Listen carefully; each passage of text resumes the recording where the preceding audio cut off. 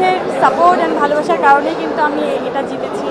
Phone movie করার কারণে মনির পরিষ্কার দিলে সেটাও আমার মাথা ঢুকলো না। আবার এটার নাম হচ্ছে যে বিপা অ্যাওয়ার্ড শো। তো এখন কোন মুভি হচ্ছে এই পরিমণি, তো ফারিমণির আবার পরিষ্কার দিচ্ছে। ফারিমণি আবার দিদি স্টাইল মিস্টাইল করেও চলাফেরা করছে। আমার কথা হচ্ছে যে ভাই, এই দেশের মানুষ কি মুভি দেখে? দেখে না। এই ফারিমণির মুভি কি আপনি দেখছেন এখন অব্দি কোনো হলে চলতে? দেখেন নাই। এই ফারিমণির কোন মুভিটা আপনার থেকে ভালো লেগেছে যে আপনি ভোট দিয়েছেন হিতরে পরিষ্কার দেন? না, আপনি ভোটও দেন নাই। তো কোন কারণে, কোন অ্যাঙ্গেল থেকে, কোন মুভি করার কারণে তাকে পরিষ্কার দিছে?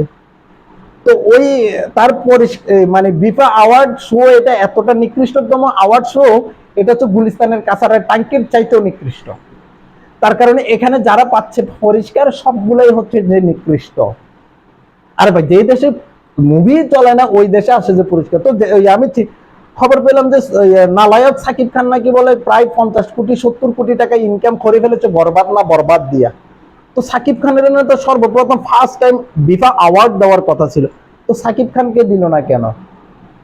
তারপরে খবর পেলাম যে বিফা অ্যাওয়ার্ডের কাজে হচ্ছে যে অশ্লীল যে গাবিনেত্রীগুলো আছে, যারা কাউকে পরোয়া করে না, সবসময় অশ্লীলতা প্রদর্শন করে, তাদেরকে দিচ্ছে। এখন এই বিফা অ্যাওয়ার্ডের মধ্যে টাকা ব্যয় করতেছে কারা? ও পাশের দেশের দাদা বাবুরা। কারণ কি? কারণ হচ্ছে যে এই দেশে হচ্ছে যে 95% মানুষ প্র্যাকটিসি মুসলিম।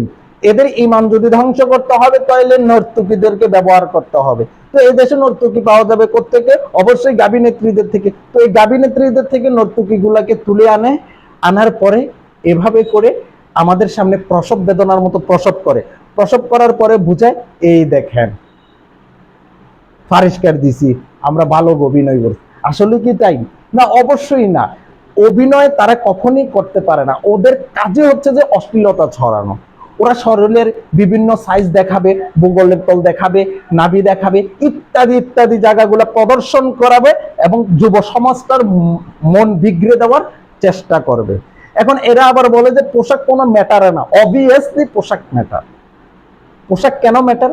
মনে করেন যার শরীরে খিদা আছে, যার পেটে খিদা আছে, সে খাবার তালাশ করবেই। তো যখন দেখবেন যে খাবার তালাশ করতে গিয়ে দেখবে যে কেউ নাই, এখানে খাবার একটা পড়ে আছে, তাহলে ওই খাবারে যাই মুখ দিবেই। তো ঠিক পোশাকটাও এরকম।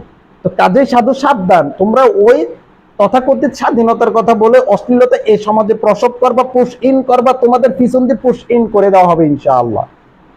তো যাই হোক, বিফা অ্যাওয়ার্ডকে বলবো ফাইজলামি টাইজলামি এগুলো বাদ দিয়ে যারা অভিনয় করে সেরা হয়েছে তাদেরকে পরিষ্কার দেন। আর আপনারা যে এজেন্ডা নিয়ে ঢুকছেন বাংলাদেশের মধ্যে, বিফা অ্যাওয়ার্ডের নামে বাংলাদেশি অ্যাওয়ার্ড সমান যে পরিষ্কার শো যেটাই করে, আপনাদের মূল মতলব কিন্তু আমরা জেনে গেছি, বুঝে গেছি যে আপনারা কি চাচ্ছেন, কি করতে চাচ্ছেন, কি করতে চাচ্ছেন না। কাজেই সাধু সাবধান। অশ্লীলতা প্রমোট করার আগে একটাবার চিন্তা করবেন কোন দেশে আছেন।